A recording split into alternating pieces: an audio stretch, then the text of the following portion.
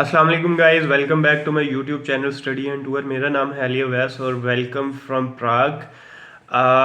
आज की वीडियो का टॉपिक है रजीम स्टूडेंट, या आप इसको रजीम भी कह सकते हैं या स्टूडेंट रजीम भी कह सकते हैं।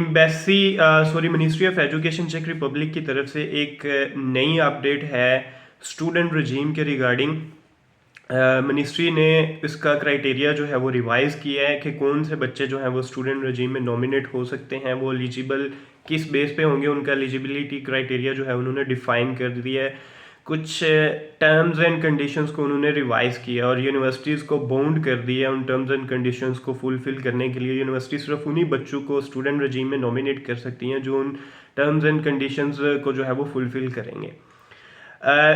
स्टूडेंट रजीम बेसिकली जो है वो एक फास्ट ट्रैक मूड है। जब आपका एडमिशन हो जाता है किसी चेक यूनिवर्सिटी में, उसके बाद जब आपका वीज़ा प्रोसेस होता है तो वीज़ा प्रोसेस की फॉर्मेलिटीज़ से बचने के लिए आपको फास्ट ट्रैक के ऊपर जो है वो रेजिडेंस या वीज़ा अप्लाई करने के लिए आपको जल्दी फास्ट ट्रैक मूड पे अपॉइंटमेंट लेके दी जाती है।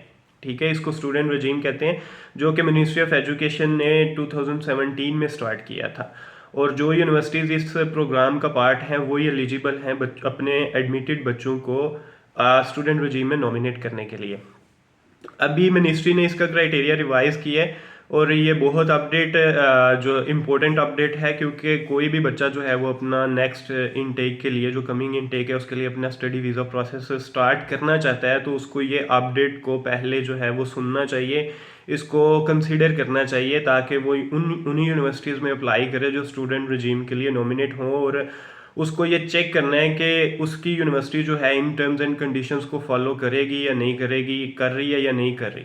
ठीक है, अभी ये नई अपडेट है जो कि 1 दिसंबर 2023 से इम्प्लीमेंट होगी और यूनिवर्सिटीज़ इसके लिए जो है वो बाउंड होगी।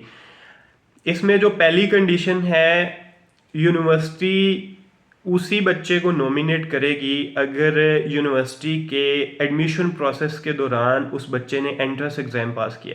मिसाल के तौर पे बहुत सी यूनिवर्सिटी चेक रिपब्लिक के अंदर ऐसी हैं जो कि आपको विदाउट एनी एंट्रेंस एग्ज़ाम या इंटरव्यू एडमिशन ऑफर करती थी।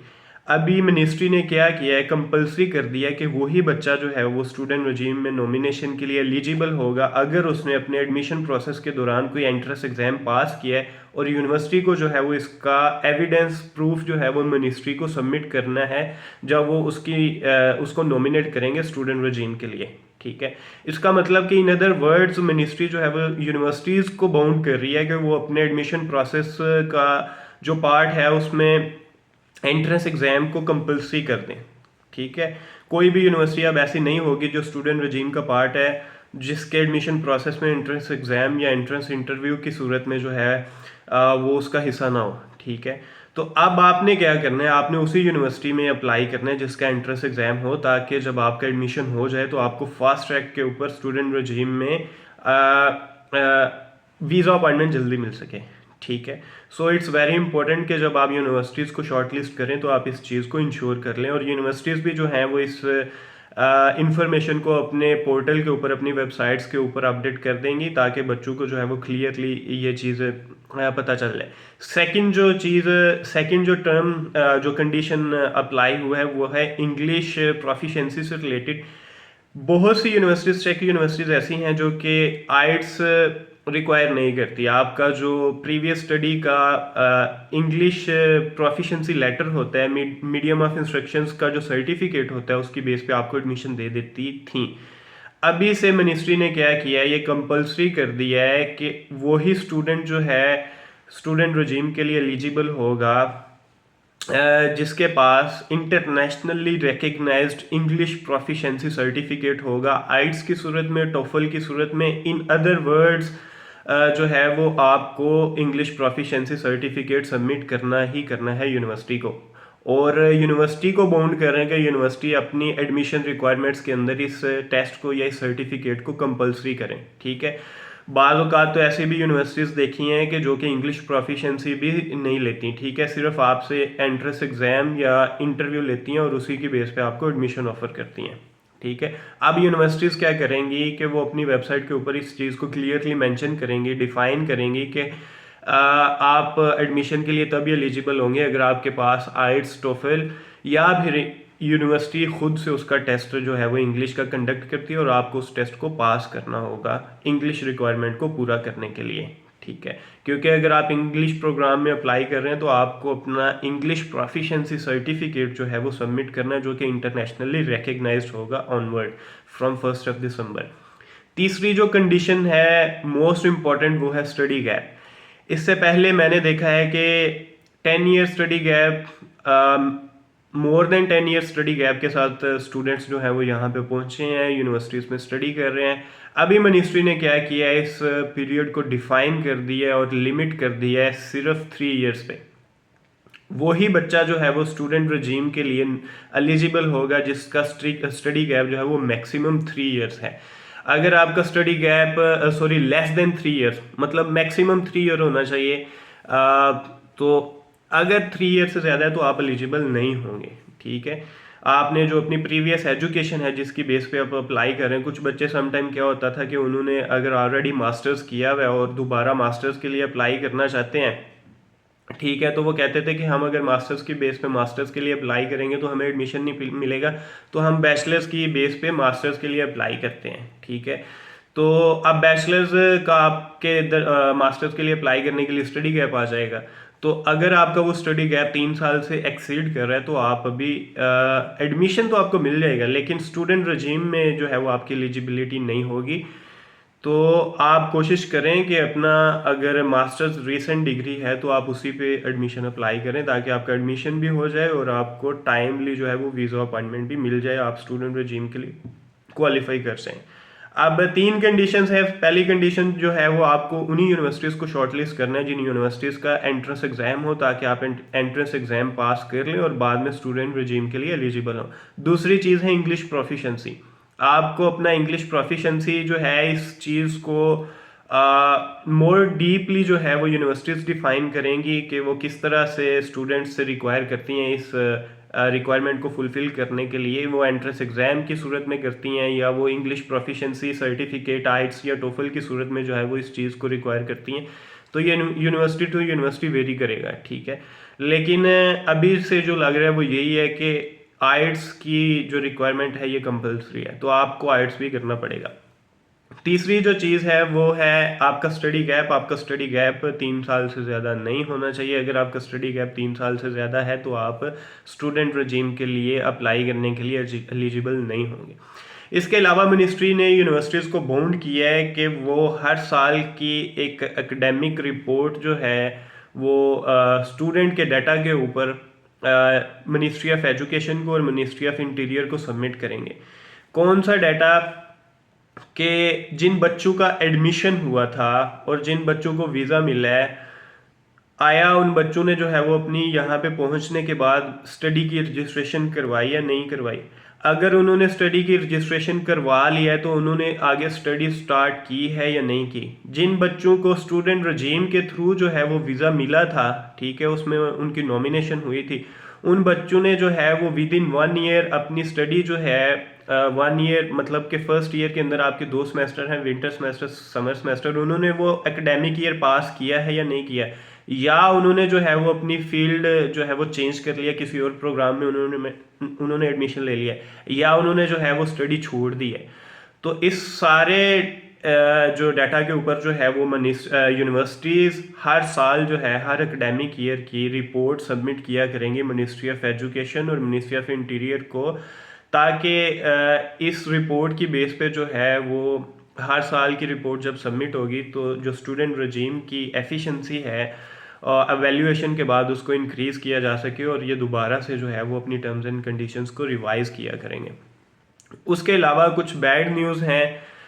बैड न्यूज़ ये है कि मिनिस्ट्री जो है कुछ यूनिवर्सिटीज़ को स्टूडेंट रजीम से निकाल भी सकती है। उसकी रीज़न्स उन्होंने कुछ दिए हैं। मैक्सिमम जो है वो कह रहे हैं कि मिनिमम जो है वो 1 ईयर के लिए जो है वो किसी यूनिवर्सिटी को स्टूडेंट रजीम से वो एक्सक्लूड कर सकते हैं फॉर सम रीज़न्स, कि अगर उनके बच्चे जो हैं उन्होंने यूनिवर्सिटीज़ ने नॉमिनेट किए थे, 10 बच्चे नॉमिनेट किए थे स्टूडेंट रजीम के लिए, और 10 बच्चे जो है वो यहाँ पे वीज़ा लेके आए, लेकिन उन्होंने जो है वो स्टडी नहीं स्टार्ट की। अब यूनिवर्सिटी ने जो है इस पे कुछ फैक्ट्स एंड फिगर्स जो है वो इशू किए हैं कि इसकी दो रीजंस हैं। इसकी रीजंस ये हैं कि जो बच्चे स्टूडेंट रजीम के थ्रू वीज़ा लेके यहाँ पहुँचे हैं और उन्होंने अपनी स्टडी के लिए रजिस्ट्रेशन ही नहीं करवाई, अपनी स्टडी स्टार्ट ही नहीं करवाई, उसकी परसेंटेज जो है वो 10% से इंक्रीज़ कर गई है।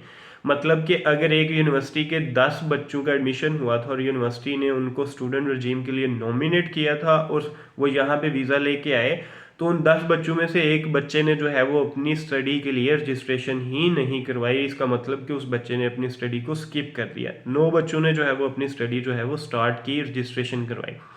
इसके अलावा जो दूसरी रीज़न उन्होंने बताई है कि बच्चों ने स्टडी तो स्टार्ट की लेकिन उन्होंने अपने फर्स्ट ईयर के अंदर अपने दोनों सेमेस्टर्स को कंप्लीट नहीं किया। ठीक है, मतलब कि उन्होंने एक सेमेस्टर कंप्लीट किया। मिसाल के तौर पे जो है वो बच्चों को वीज़ा लेट मिलता है, वो यहाँ पे लेट पहुँचते हैं, उनका फर्स्ट सेमेस्टर जो है वो समर सेमेस्टर विंटर सेमेस्टर जो है वो स्किप हो जाता है, जो कि 1 सितंबर से एकेडमिक ईयर स्टार्ट होता है और क्लासेस जो है वो एंड ऑफ सितंबर स्टार्ट होती हैं या फिर स्टार्ट ऑफ अक्टूबर स्टार्ट होती हैं। तो बच्चे जो है वो वीज़ा के साथ लेट होते हैं, स्टक होते हैं, तो वो एंड ऑफ फर्स्ट सेमेस्टर या फिर स्टार्ट ऑफ सेकंड सेमेस्टर पहुंचते हैं तो उनका एक सेमेस्टर स्किप हो जाता है अपनी फर्स्ट ईयर ऑफ स्टडीज़ का। तो मिनिस्ट्री ने इस पे जो है वो परसेंटेज इशू की है कि ये परसेंटेज वो बच्चे जो स्टूडेंट रजीम में नॉमिनेशन के थ्रू वीज़ा लेके आए हैं उन्होंने स्टडीज़ तो स्टार्ट की हैं लेकिन उन्होंने अपना जो फर्स्ट ईयर ऑफ स्टडीज़ था, अपना फर्स्ट ईयर जो था एकेडमिक ईयर, उसको कंप्लीट नहीं किया। उसकी जो परसेंटेज है वो मोर देन 20% है। ठीक है, इसका मतलब कि उन्होंने एक सेमेस्टर कंप्लीट किया था या उन्होंने एक भी नहीं किया, वो आगे अपना जो ईयर है उसको रिपीट कर रहे हैं। ठीक है, तो अभी इसमें जो इम्पोर्टेंट पॉइंट्स हैं वो ये हैं कि आपने उस यूनिवर्सिटी को शॉर्टलिस्ट करना है, उसमें एडमिशन अप्लाई करना है जिसके एडमिशन प्रोसीजर का पार्ट जो है वो एक एंट्रेंस एग्ज़ाम हो। ठीक है, अगर आप वो एंट्रेंस एग्ज़ाम पास करके आपका एडमिशन होता है तो बाद में आप स्टूडेंट रजीम के लिए एलिजिबल होंगे। दूसरी चीज़ जो है ये तभी क्लियर होगा जब यूनिवर्सिटीज़ अभी एडमिशन ओपन करेंगी और वो अपने एडमिशन पोर्टल के ऊपर इंग्लिश प्रोफिशेंसी का जो सेक्शन होता है उसमें इस चीज़ को जो है वो क्लियरली मेंशन करेंगे मिनिस्ट्री के रेफरेंस के साथ कि आपको इंग्लिश प्रोफिशेंसी सर्टिफिकेट जो है, जो कि इंटरनेशनली रिकग्नाइज्ड हो, वो सबमिट करना है। आइट्स की सूरत में, टोफिल की सूरत में, या फिर यूनिवर्सिटी खुद से उसका जो है वो टेस्ट कंडक्ट करे इंग्लिश की रिक्वायरमेंट को फुलफिल करने के लिए, या फिर वो आपको इंग्लिश प्रोफिशेंसी की बेस पे एडमिशन देती हैं। ठीक है, ये चीज़ तभी क्लियर होगी जब यूनिवर्सिटीज़ इस इंफॉर्मेशन को अपने पोर्टल के ऊपर अपडेट करेंगी, मेंशन करेंगी। तीसरी चीज़ जो है वो बहुत क्लियर है, स्टडी गैप। अगर आपका एडमिशन तो हो चुका है, आपने एंट्रेंस एग्ज़ाम पास किया है, आपने आइट्स भी किया हुआ था, लेकिन आपका जो स्टडी गैप था, जो आपकी प्रीवियस स्टडी थी जिसकी बेस पे आपने एडमिशन अप्लाई किया और आपका एडमिशन हुआ है, अगर वो उसका स्टडी गैप 3 साल से ज़्यादा है तो आप स्टूडेंट रजीम के लिए नॉमिनेट नहीं होंगे। अब लास्टली जो है, ये इन्फॉर्मेशन जब बच्चों को मिलेगी तो बच्चे पैनिक करेंगे, इसको गलत इंटरप्रेट करेंगे।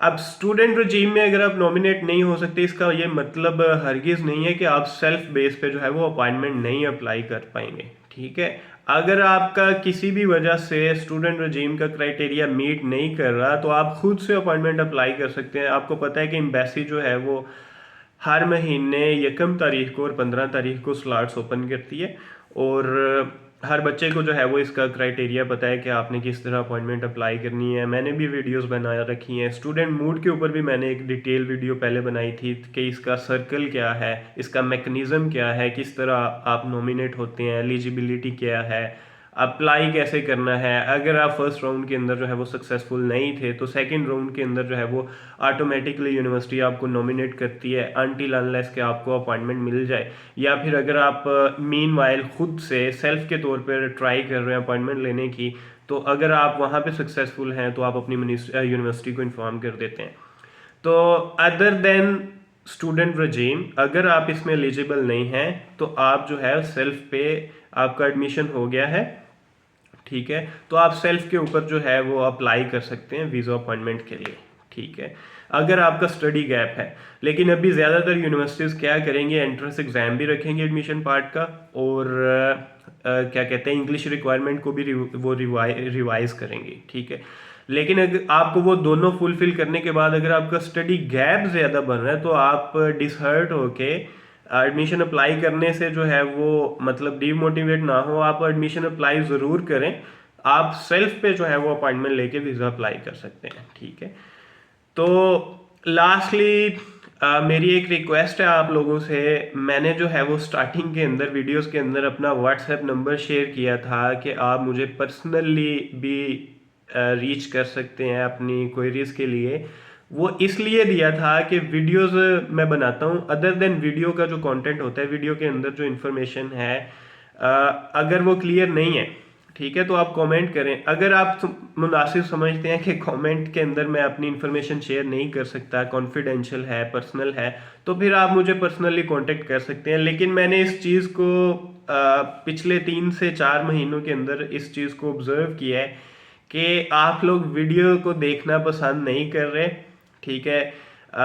वीडियो आपने देखी 2 मिनट की, 3 मिनट की, 4 मिनट की वीडियो देखी, आपको कमेंट में जो है वो मेरा व्हाट्सएप नंबर मिल गया, आप डायरेक्टली जो है वो मुझे इनबॉक्स करना शुरू कर देते हैं। तो प्लीज़ इस चीज़ को अवॉइड कर दें, आप वीडियोस को देखें। मैं वीडियो के अंदर जो है वो अप टू डेट और मोस्ट अथेंटिक इन्फॉर्मेशन मेरे एक्सपीरियंस के मुताबिक और अपनी रिसर्च के मुताबिक मैं आप लोगों से शेयर करता हूं, ताकि आप मेरी वीडियो देख के जो है अपना प्रोसेस उसको स्टार्ट करें और कंटिन्यू रखें, ठीक है। आपकी जो भी क्वेरीज हों किसी भी टॉपिक से रिलेटेड, वो आपकी वीडियो को देख के क्लियर हो जाएं। अगर नहीं कोई क्लियर होती वीडियो देखने के दौरान, तो आप वीडियो पे कॉमेंट करें, मैं कमेंट्स का रिप्लाई करता हूँ, हर कमेंट को मैं स्टडी करता हूँ और उसका मैं रिप्लाई करता हूँ, और मेरी कोशिश होती है कि एज सुन एज पॉसिबल मैं आप उसका रिप्लाई कर लूँ।